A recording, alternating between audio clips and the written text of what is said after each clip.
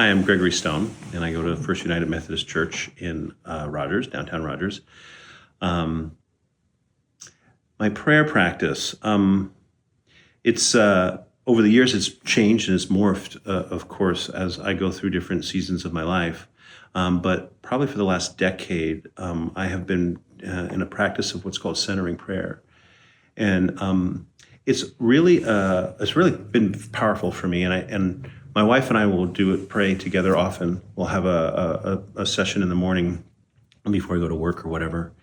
And the way it works is you pick a sacred word, like it could be something short like love or Jesus or Christ or something like that. And I have a word that I picked that I like. I like chesed, which is the Hebrew word for loving kindness.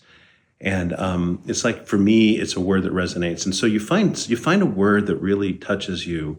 And the purpose of that is so that when you're praying and your mind is wandering, and by the way, it's a silent prayer. So that's the other part that's a little tricky. But, God is in the silence and he's in the stillness.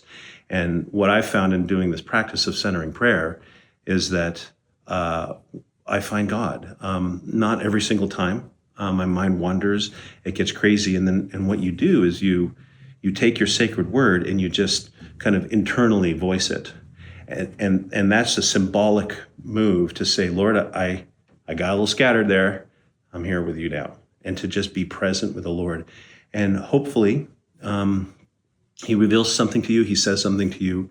If the worst thing that happens out of a centering prayer session for me is that I'm just calmer and more still, that's still great because it does seem to make my day go differently. I can tell when I don't pray, when I don't do a centering prayer, because I'm more reactive. I'm less sensitive and less open to people, and more self-centered, I think.